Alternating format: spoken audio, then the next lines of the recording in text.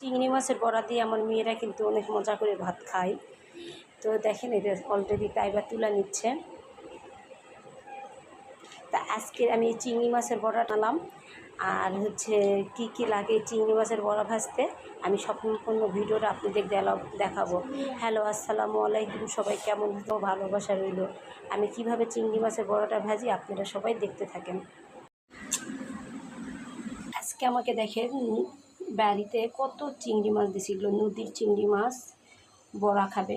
তো আমি বড়গুলো বেছে নিব আর ছোটোগুলো দিয়ে বড়া ভাজবো। এই যে বড় বড় চিংড়িগুলো আমি বেছে নেব, এখন নেওয়ার পরে ছোটোগুলো দিয়ে বড়া বানাবো। চিংড়ি মাছগুলো এই যে বেছে নিছি, এগুলো হচ্ছে বড়া ভাজবো। আর এই যে বড়গুলো বেছে রাখছি, একটা তরকারি হবে। আজকে রান্না করবো না, এগুলো রেখে দেবো, অন্য একদিন তরকারি হবে, ফ্রিজে রাখবো। তো এই যে বড়ার জন্য ডাল, মুসুর ডাল, খেসারি ডাল আর চাউল দিলে মচমচা হয়। এখানে এখন চিংড়ি মাছগুলো দেবো, কারণ ব্লেন্ডার করে নিয়ে আসবো। কাঁচামরিচ আর পেঁয়াজ, কাঁচামরিচ আর পেঁয়াজটা দিব, দিয়ে আমি এখন ব্লেন্ডার করে নিয়ে আসবো। ব্লেন্ডার করতে তার সময় লাগে না, একটু দুই একটা ডাল রাখলাম, দেখতে ভালো লাগবে। তো এই যে ব্লেন্ডার করা হয়ে গেছে, আমি এখন বাটিতে ঢেলে নেব।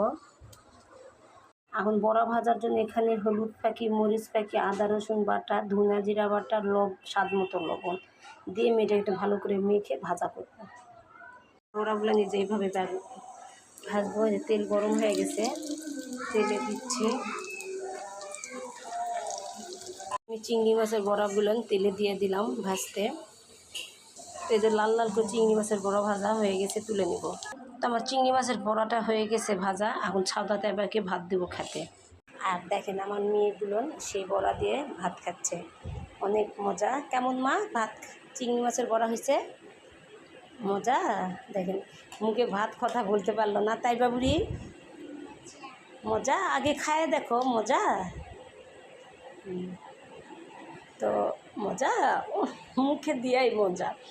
তো আমার ভিডিও আপনারা দেখবেন, কেমন হয়েছে অবশ্যই কমেন্ট করে বলবেন। সবাই ভালো থাকবেন, আল্লাহ হাফেজ।